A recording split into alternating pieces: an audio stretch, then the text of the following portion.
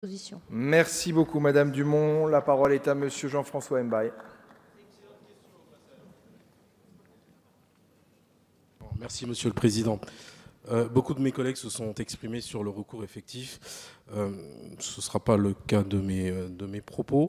Monsieur le Ministre, aujourd'hui, nous n'arrivons pas à reconduire à la frontière ceux qui n'ont pas le droit de séjour en France. Ces personnes demeurent en France dans l'espoir de remplir un jour les conditions d'une régularisation. Et cet article répond à une volonté de prendre plus rapidement possible les mesures en matière d'éloignement et de cessation d'octroi des conditions matérielles d'accueil.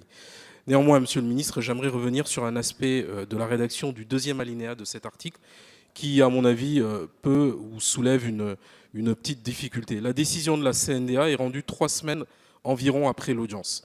Lorsque le demandeur d'asile a regagné son domicile, en raison de la précarité de sa situation matérielle, il ne pourra pas, à mon avis, se rendre une nouvelle fois dans la région parisienne où, je vous le rappelle, se situe l'unique juridiction située sur le territoire national. La personne ne pourra donc pas prendre connaissance de la décision qui la concerne, alors que celle-ci revêt un caractère exécutoire lors de son prononcé. Par ailleurs, je me permets de vous souligner que même si le demandeur d'asile est présent, il s'agit là d'un simple affichage dans le hall de la CNDA, ce qui ne lui permettrait pas de connaître les motifs exacts de la décision. Donc je sais que c'est une question qui a été abordée dans de multiples débats, mais Monsieur le Ministre, en cas de rejet, la personne se trouve donc dans l'incapacité de faire valoir ses arguments dans la requête en annulation qu'elle sera amenée à déposer.